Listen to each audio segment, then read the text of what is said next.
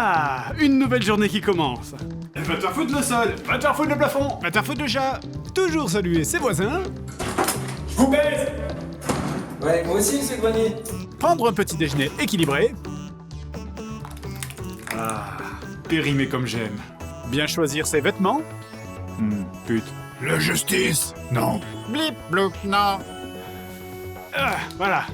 Et aller au travail. Manifestation, grève, 49.3, terrorisme. Tout est super. Génial, ma chanson préférée. Tout me fait chier, cette journée est moisie. Tout est super pourri. Je déteste ma vie.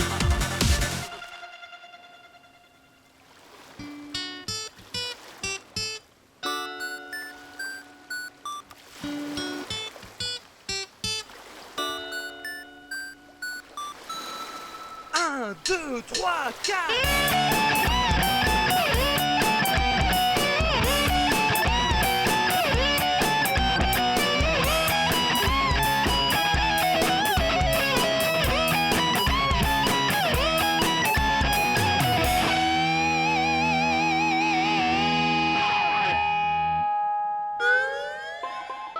Salut tout le monde. Blablabla, vidéo. Je pourris.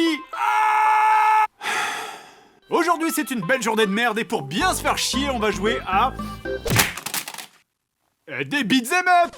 Les beat'em up, voilà un genre de jeu qu'on n'a pas énormément abordé dans les JDG. Et notez d'ailleurs que je dis beat'em up et non pas beat'em all, qui est une déformation inventée par les journalistes français. Le genre est très connu, Golden Axe, Final Fight, Double Dragon, Astérix sur arcade, Tortue Ninja. Je veux dire, tout le monde s'est planté à la première seconde de Street of Rage, en appelant la police. Ah, ça c'est de la police comme j'aime, aveugle et efficace. Bref, maintenant, les beat'em up, ça existe toujours, mais le genre a plus ou moins évolué pour devenir les Bayonetta ou les Devil May Cry. Les beat'em up, par essence, nous viennent de l'arcade, et donc on en retrouve un paquet également sur micro-ordinateur. Il est temps de vous présenter une nouvelle machine, l'Amiga 500. C'est en 1492 que Christophe Colomb débarqua en Amérique du Sud et ses premiers mots furent Amigo. Par déformation, le nom se transforma lentement en Amiga. Et c'est ça l'Amiga, l'échange entre les peuples. Avec ses 64 milliards de couleurs par seconde, son processeur Turbo FDP et son lecteur floppy Flip des Flaps, Amiga met 256 bits entre les mains de vos enfants. Franco The Crazy Revenge sur Amiga. Non, pas ce Franco-là. Un beat'em up immonde qui aurait pu être fait sous Paint tellement c'est laid. J'ai regardé ça, je viens de faire une chope à l'ombre de mon adversaire. Et qui aussi est tellement gore pour rien que ça en devient marrant. On dirait que le design a été fait par un enfant de 8 ans avant sa visite chez le psy. Ça c'est un soleil, ça c'est un arbre. Et ça, c'est papa qui tire sur maman. Et sans déconner, ce jeu existe vraiment. C'est un vrai truc, pas un jeu fait sous Flash. Le jeu est une succession d'étrons fait par... Vous savez, on dirait la vision des cités qu'ont les gens de 90 ans qui vivent en Dordogne, en fait. C'est quoi ces tags? Bière, breakdance, rock'n'roll. Ah mon dieu, les jeunes se révoltent. Et pourtant, il y a presque de l'effort dans le ratage complet. Je veux dire, les sprites sont diversifiés. On croise plein de gens différents sur le bord des immeubles. Il y a celui qui pisse du vomi, il y a des extraterrestres, il y a celui qui se cache, il y a la plus grande voiture du monde. D'ailleurs, le jeu se fait en 2 phases. Quand vous avez fini la phase de baston, le jeu se fait en voiture.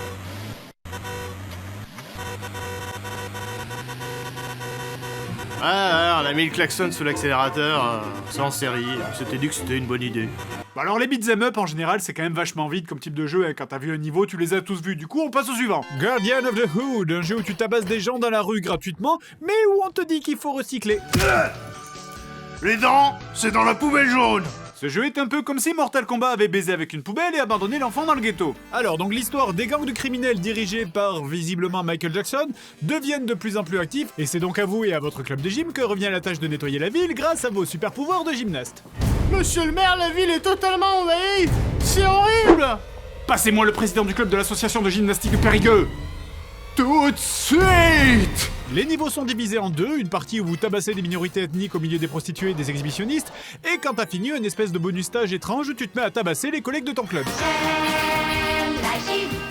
Un bonus stage débile au passage, si tu perds, c'est game over. Le principe d'un bonus stage, c'est d'être en bonus, bande de débiles. Donc on dispose de tout un tas de cours réglementaires de la Fédération Française de Gymnastique, comme par exemple jeter des vélos d'appartement sur l'adversaire, ou le lancer de clochard.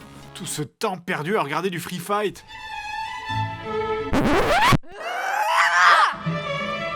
La gymnastique artistique. Après, le vrai défaut du jeu, je vais pas rentrer dans les détails, mais c'est évidemment les contrôles. Je veux dire, ce jeu n'a aucun sens. Les hitbox touchent une fois sur 2, les coups spéciaux sortent une fois sur 5. Et j'ai toujours l'impression que si je roulais ma tête sur les touches, ça se jouerait exactement pareil. Pour le jeu suivant, il faut se remettre dans les années 90 et imaginer que Tortue Ninja à l'époque était un tel carton que tout le monde a essayé de pomper le concept en mélangeant les ninjas ou la baston avec n'importe quoi. Du coup, ça devait être assez chaud pour les commerciaux de trouver des idées neuves. Des chats, Non, Samurai Pizza Cats. des requins, Street Sharks. des grenouilles, Et déjà Battletoads. je sais pas moi, des souris. Déjà pris, les motards de l'espace. Mais qu'est-ce qui reste alors? Les clowns, et les moules. On peut faire Ninja Clown. Ou Transform Moule. Plouf plouf, ça sera toi qui... Et c'est probablement comme ça qu'est né Ninja Clown. Je comprends pas ce qu'ils ont essayé de faire avec ce jeu, sérieusement. Vous avez un coup de poing, un coup de pied, un coup qui tourne, et voilà, c'est fini, c'est le jeu. Alors, vous pouvez me dire que tous les beat'em up sont pareils, mais on a souvent des variations dans les beat'em up, que ce soit les pouvoirs spéciaux, les phases en ascenseur, les shops, l'ambiance. Je peux même pas dire des trucs drôles dessus, c'est comme se moquer d'un handicapé. Et encore se moquer d'un handicapé, des fois, Alors, qu'est-ce que ce jeu a pour lui? Eh bien, une ambiance formidable, je suppose. Quand vous faites une roulade, ça fait un bruit de vomi. C'était plus drôle quand j'étais défoncé. Ah oui, et sinon, vous faites une question. Pourquoi ninja? Non mais la seule explication que je vois, c'est quand vous faites certains coups, ça fait vaguement le cri de Bruce Lee. Ah mais Bruce Lee, asiatique ninja, ninja clown. Sinon pour Transform Moule, j'ai... Bon, qui pensait qu'un ninja c'était un mec discret qui assassinait des gens, j'ai l'impression qu'il y a un truc qui colle pas entre ces deux personnages.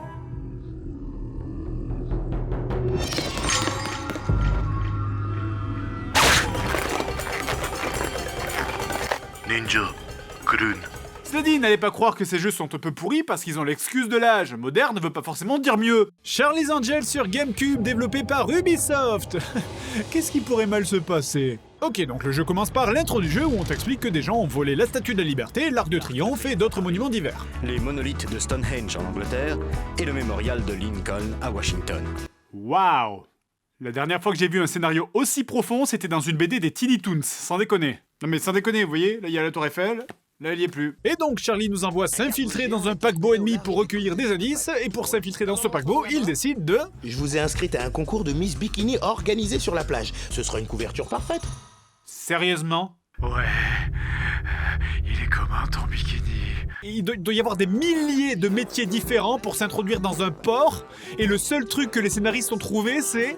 Pour les foutre à poil. Totalement. Est-ce que tu peux faire au moins semblant d'essayer? Bon, donc le jeu commence donc au concours de bikini le plus glauque du monde. Vous faites un petit défilé en petite tenue sur le podium, vous descendez, et... Elle est descendue du podium, tuez-la! Qu'est-ce que c'est que cette tête? Pourquoi les gens ils essayent de me tuer? Et pourquoi moi j'essaye de les tuer? Et il est où le paquebot? Je me dis c'est quoi l'utilité de m'avoir foutu ici pour m'infiltrer si je dois tabasser tous les gens entre la plage et le port? Et putain c'est quoi le problème avec sa bouche? On dirait le Joker là. Bon donc vous avez un éventail de coups aussi pauvre que le tiers-monde, hein, point, pied, et sauter en tapant... Ok, alors, je sais pas exactement comment marche la gravité, mais je peux affirmer que c'est pas comme ça en tout cas. Donc, après avoir tabassé sans aucune putain de raison des dizaines de baigneurs et deux mécanos qui, je sais pas pourquoi ils sont là, et j'étais en train de réparer la plage avec ma clé qui répare les plages. Vous m'avez interrompu, je dois vous punir. Vous finissez la première partie et le jeu change de perso. Mais pourquoi vous l'avez foutu en bikini? Celle-là, elle était même pas dans le concours! Et d'ailleurs, ok, alors, les femmes cambrées, je suis d'accord, c'est beau, mais ça s'appelle une scoliose. Et d'ailleurs, où est-ce qu'il range son portable? Dylan, monte à bord tout de suite. Ah, elle doit le mettre sur vibreur, je pense. Pour pas se faire repérer. Alors les bastons s'enchaînent, mais c'est insupportable. La caméra, elle est aux fraises en permanence. C'est quoi ce cadrage, là? Je suis censé faire quoi? Jouer au jeu ou me masturber? Ah bah oui, d'ailleurs, le jeu, il est truffé de murs invisibles. Tous les 3 mètres. Vraiment, tous les 3 putains de mètres, il y a un mur qui se construit derrière vous. Et c'est une putain de ligne droite, quoi? Vous aviez peur que je me perde? Et encore, ça va, c'est pas quand il se construit carrément devant vous. Pour la musique, j'ai pas grand-chose à reprocher. Mais par contre, pour le son, il y a un truc. À quel moment tu demandes à quelqu'un de te faire un son de douleur et il te sort ça? À quel moment tu valides? Regardez, c'est mon petit dernier. Oh. Alors c'est bon, on y va? Non mais c'est bon, elle est bonne en fait, on s'en fout. Ou alors Cameron Diaz a été redoublé par les villageois dans Minecraft. D'ailleurs, je l'ai pas dit, mais ce jeu est si vivant. Admirez le monde vivre en arrière-plan. Je déplace ma caisse, je sais pas où je vais, la la la la la. Sinon, ce jeu a un vrai problème avec les ennemis. Non seulement ils sont stupides, mais surtout ils sont placés de manière complètement aléatoire. Et du coup, ça n'a aucun sens. Enfin, dans le deuxième niveau, lorsque vous entrez dans un espèce de manoir des méchants, vous tapez quoi? Des marins pêcheurs, des mécanos et encore des baigneurs? Mais putain, mais je suis où là? Dans une partie de Cluedo? Arrêtez là! Mais sérieux, mais réfléchissez, putain, mettez pas 3 fois le même personnage dans la même pièce. Bah, moi j'ai fait le niveau, mais c'est étrange, ce début de niveau 3 ressemble étrangement au début du niveau 2. Ah, probablement parce que c'est le même, le niveau 2 se joue en boucle. Et si tu le refais jusqu'au bout une seconde fois et que tu le refinis intégralement, le jeu reboucle encore et encore indéfiniment. Vraiment bravo les mecs, et vive les galettes saucisses. Alors après avoir consulté le net, il apparaît que le CD du jeu se met en mode démo si tu y joues sans carte mémoire dans la console, et du coup vous rejouez le niveau 2 en boucle. Bon, donc après avoir mis une carte mémoire et fini le niveau 2, le jeu t'envoie en Sibérie. Bon, au moins elle sera habillée. Ok, je laisse tomber, de toute façon visiblement, chaque niveau est un prétexte pour faire du racolage dans la tenue locale. Ah, je dois m'infiltrer dans des ruines anciennes en Amazonie, et si je mettais mes bottes de pute juste corps en latex? Le niveau 2 vous demande donc d'infiltrer une base de terroristes, comme le montrent clairement tous ces bureaux Ikea de terroristes et ces open space de terroristes, et au passage vous débloquez votre premier combo, un coup de cul. Après, vous savez, je vais pas énoncer chaque petit détail foireux, c'est juste une accumulation qui fait qu'au bout d'un moment, t'auras un flash de lucidité à te dire « Mais pourquoi je joue à ça ?» Enfin bref, donc faisons une transition jusqu'à la fin du jeu. Et vive les gros nichons. C'est vrai que bon, j'étais curieux quand même de savoir comment la Statue de la Liberté a été volée en genre 4 secondes. Bon, donc je suis juste allé voir la fin par curiosité. Alors... Ok, donc on va dire que j'ai rien vu, même si c'est plutôt difficile, vu que le jeu te met ça sous le nez. Mais bon, visiblement, on retrouve la Statue de la Liberté dans un entrepôt. Et voilà. Waouh, ça a dû être dur à trouver. Je me demande dans quel entrepôt est enfermée la Statue de la Liberté. Et sinon, c'est tout? Enfin, je veux dire, c'était vraiment ça? Il y avait vraiment quelqu'un qui avait volé la Statue de la Liberté et vous allez pas l'expliquer? Enfin, je veux dire, le méchant aurait été un extraterrestre ou un sorcier, je veux bien, mais là... Et Stonehenge, et l'Arc de Triomphe, et le putain de mémorial de Lincoln. Et il a fait comment pour voler tout ça? Il s'est baladé sur le périph' avec son putain d'Arc de Triomphe? Allez vous faire foutre, Ubisoft. Ma BD des Teen Toons, c'est le meilleur dénouement que votre jeu, putain. Alors, journée classique, le jeu pourri, tout ça.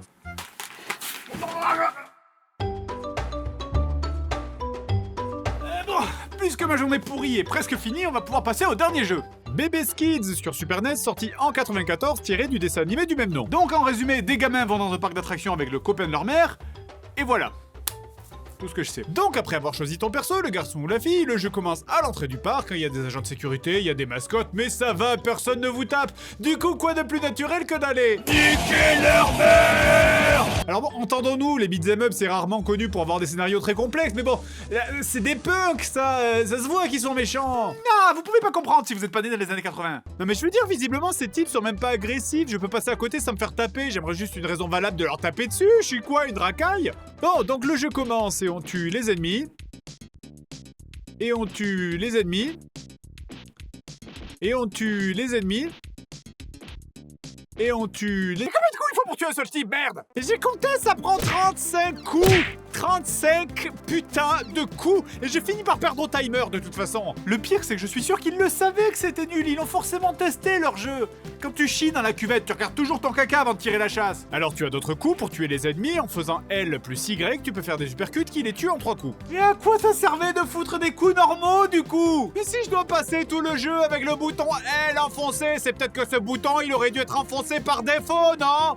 Bon, niveau 2, alors comment je fais pour attraper les objets? A, non, B, non. Ah bah oui, c'est vrai que je joue un sale connard, donc en fait il faut péter les vases avant que notre père les attrape. Je suis tellement avec les méchants. Le niveau 3, c'est un des trucs les plus énervants et frustrants que j'ai vu de ma vie. Vous devez trouver la sortie avec cette espèce de système chaud-froid là qui vous dit quand vous vous rapprochez de la sortie. Sauf que l'endroit est un des labyrinthes les plus infects que j'ai vu dans les jeux vidéo. Déjà, à cause de ces putains de tableaux de la Renaissance de merde là qui te mollardent à la gueule en permanence.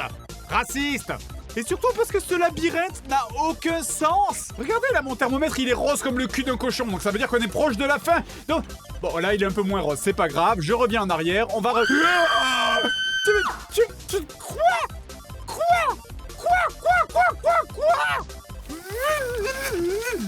Mais pas de problème, il y a encore un peu de place dans mon cul pour le dessert. Bloquons la porte tant qu'on y est. Putain de... C'est quoi le but de bloquer les portes à part de rendre les enfants malheureux? Heureusement, comme ça je peux profiter de la superbe musique.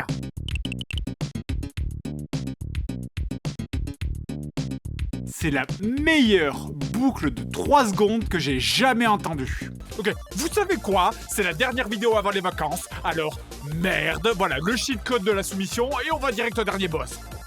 Putain, mais... Putain! Je peux même pas approcher! Je peux même pas approcher pour donner un simple coup et mon personnage a la gravité d'un caillou lunaire! Si seulement mon personnage était pas aussi lent dans ses sauts et dans ses déplacements, quand il me fait recommencer au niveau d'avant? Le jeu me fait recommencer au niveau d'avant.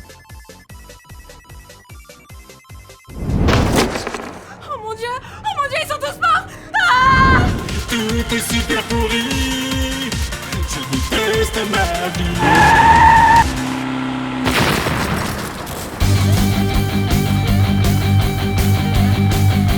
Transformoule. Transformoule pour un monde plus cool. Transformoule, tu es top.